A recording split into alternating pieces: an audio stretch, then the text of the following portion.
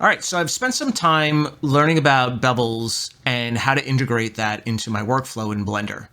What I thought I'd do is do a quick video on the two ways that Blender provides us in doing bevels. The non-destructive manner, using modifiers. You know, the pros are we can make changes as we continue going on with our model. The downsides, though, is it does get very complicated when we start adding more than one bevel on different sizes, on different edges. Then the bevel tool is on the more destructive manner where we can almost actually do sculpting in a way and use that at the mesh level and do various different size bevels on different edges and things like that. The downside is once you make that, it becomes very challenging to change that afterwards. You know, bevels are pretty important in real world objects because all edges have some amount of bevel to them. Right, so being able to incorporate them into our models is just going to make them a bit more realistic. All right, so let's go into Blender and let's take a look.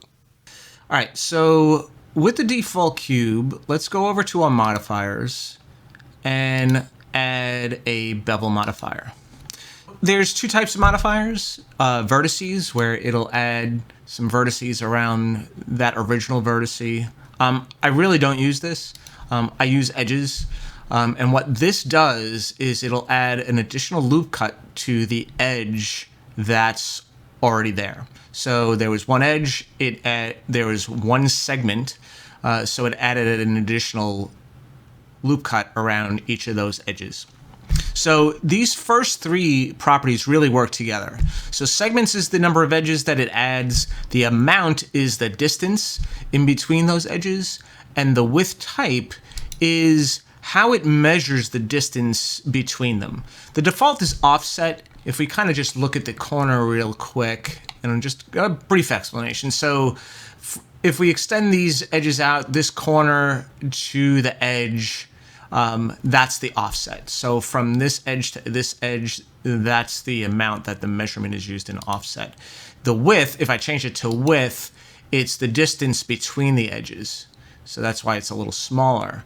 If we go to depth, it's the distance going perpendicular from the face that it creates outward to where they would intersect. Percentage is the percentage of the whole thing, so it's really a small thing. I mean, I guess you can use that.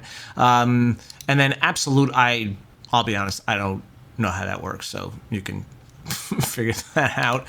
I use offset all the time, and that's just the way I work. So I can increase the number of segments, let's say 8. I can increase the amount, right? So we have a nice big fat bevel. Let's add a couple more edges. We've got a nice bevel around the whole cube. First, we can add additional modifiers. So say I wanted to cut a hole in this, right? So let's add a cube. Let's scale it down a bit. Bring it out. Let's scale it down even more. Bring it out. Let's use a Boolean modifier on this. I'm going to just use the bool tool because it's quick. So highlight the one that I'm going to use to cut the hole. Hold shift. Hold down the object you're cutting the hole into, which is really what the modifier will be applied to.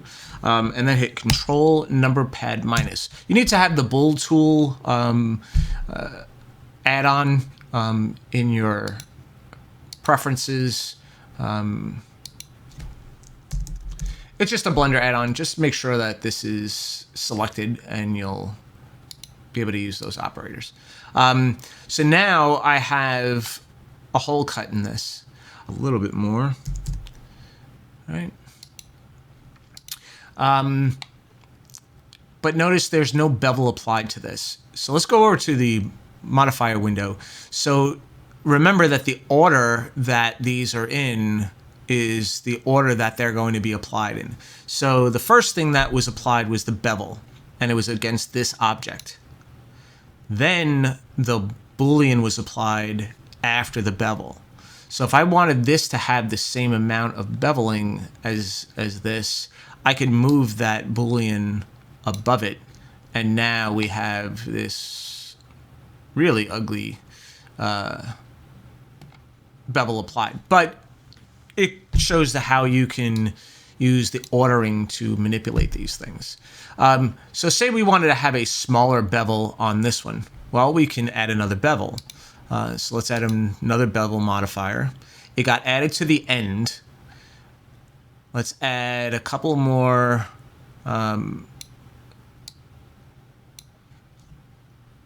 segments. Let's reduce this so it's smaller. And then let's go to geometry and change the miter to arc. So that geometry, sharp gives us sharp edges at the miter. Arc gives us completely rounded corners where they're met. And this patch is sort of a mixture of the two.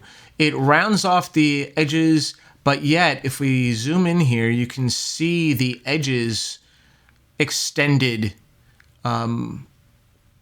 way past to create a point at the ends on the outsides. I tend to like arc.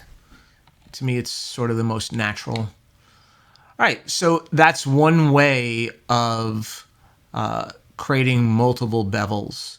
But again, it's at the object level and things get really complicated very quickly. One of the caveats of using multiple bevels like this and having the limit method set to angle is one bevel can start affecting the next bevel and the next modifier due to the angles that the bevels are actually created.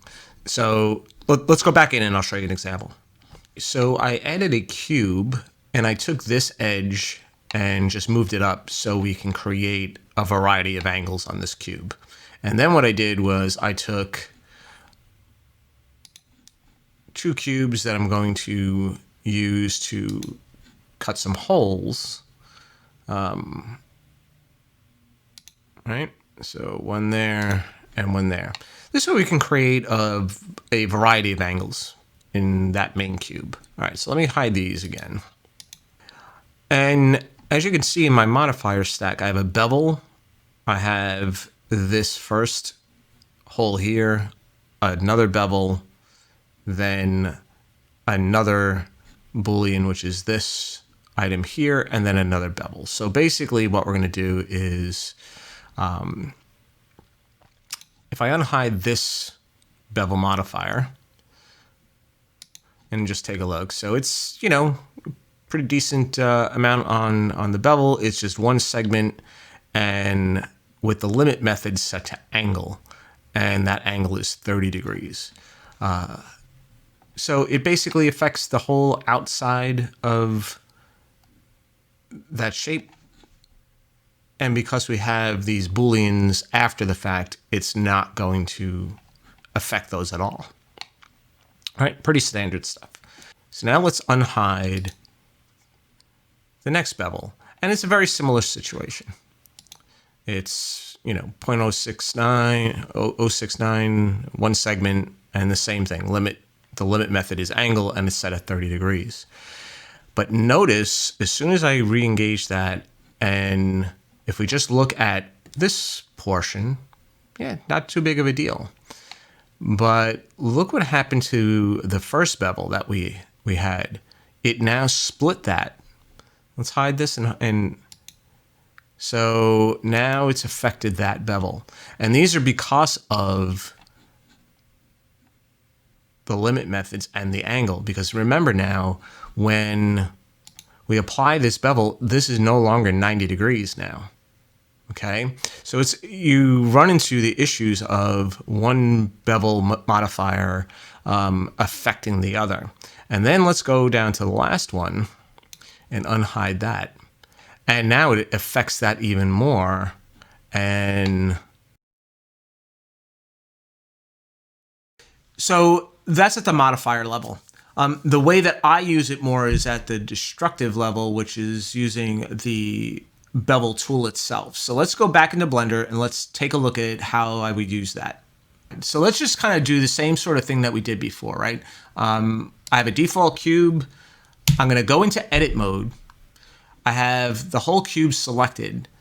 And if I go to the left-hand side to our tool menu, I see the bevel tool. And if I select that, you'll see we get this little handle. And if we bring it up, we sort of start to get the same thing that we did. Now I let go of the left mouse button and I get this little pop-up window like we do when we add any other native object. And if we look at the properties, they're pretty much the same, just maybe in a different order and not grouped quite the same as we had in the modifier. You know, vertices or edges, offset, width, depth, percent, absolute, same stuff there. The width, we can increase the width. Add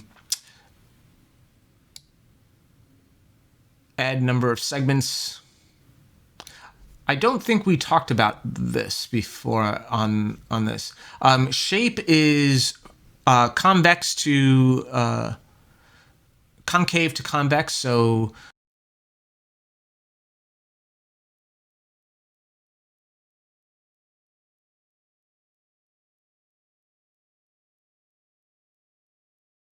can continue to go where it will then even straighten itself out. The default is 0.5. All right, so one thing to talk about here is about scale and how that affects using the bevel tool. Let's go into Blender and let's just, I'll show you an example. So I have a default cube here, and I'm going to scale this. Let's scale it along the Y. And we're just going to make it wider, right? Now, if I go into edit mode and say I want to bevel this corner. So if I go into edge select and highlight that edge, and now, I think I went the other way. Yeah, okay, it's on the right-hand side. And Control B, you get this dotted line, and if I pull away from the corner, I can create a bevel. Okay? And we can change all these things. But if you notice, look at how the bevel is applied. And this has to do with the scale. And it's the difference between having the things being applied at the object level versus the mesh level. I applied the scale at the object level, and the mesh is contained within the object. So I think it's too much to go into here, but this is not really sort of what I would expect. So if I undo this and go back into object mode and apply my scale by Control A, apply and apply scale, and now go back into object mode with this edge highlighted, and now hit Control B, now we get a much more even application of that bevel. Okay? One other thing I want to talk about here is why. So let's highlight this edge, and I'm going to hit Control B. And if I want to add more segments, before left clicking, I can use my middle mouse button and use the scroll wheel and go up to add segments, or I can scroll down to remove segments. So this is kind of cool where now I can kind of use the bevel tool to sort of make shapes, right? So this is just a one segment bevel. Click that, maybe hit that edge and maybe move it along the Y and do something like that. And then maybe hit this and bevel that. And maybe add more segments to it and bring it down a little bit further. Okay, so this is how I use bevels in Blender. I use it more as a sculpting tool than anything else. So why don't I walk you through a quick example of creating a little robot head that'll eventually 3D print. Okay, so here's a default cube that I'm going to just scale out on the Y, bring it up a little bit on the X, and just kind of create a rectangle. All right, so I'm in object mode, and I'm going to create a loop cut in the center so I can grab those edges and scale those out to create this basic shape of the head. Scale it up a little bit. I think that looks good. All right, let's add another cube. And what I'm going to do with this is I'm also going to scale that, and I'm going to move it up to sort of create a little notch up towards the top of the head. The robot head that I kind of looked at from a reference is sort of these 1960s robot toys. You can see I just grabbed the edges at the top and scaled those out, and then used a Boolean modifier to just cut that out and hide that edge, hide that object. I added another cube here, and this is going to be for the eyes. So I'm scaling this out again, and I'm just bringing it out. And all right, so here you can see I didn't apply the scale, and the bevels didn't go well. So now I applied a new bevel and added some segments to it. Now I added a cylinder, and I'm basically going to go create the eyes. So scale that down, pulled that out, and we have one eye. So now I'm just really selecting all the edges and applying an inset and then extruding that in. Then I'm going to take that same face and inset that again, and instead of extruding it in, I'm going to extrude it outward. Okay, so now I'm going to start applying bevels. So the first object we added, I'm adding a whole bunch of segments and creating some bevels on that. And now I'm selecting all the edges of that first cylinder, creating more bevels there that are different than the first, and then only applying bevels to that inset. So now I take that whole eye, I'm going to copy it, Shift D, and just move it over to the exact spot on the other side. Add another cube. I'm going to bring that out in order to create a mouth. I'm going to create another inset in here. I'm going to scale that down first. Take that face, take the edges. And again, I didn't apply the scale. I applied the scale. Now I can just create an inset, and then I'm going to take... No, I'm going to need to take all the edges here, and then I'll do a... Oh, I forgot to apply the... extrude the mouth inward. Now select everything and create a small bevel just to round that off a little bit. All right, so here you see, it's just a real quick example of a robot head that now I even apply a bevel modifier at the very end to just generate a small bevel around the whole outside of the object. All right, export it as an STL file.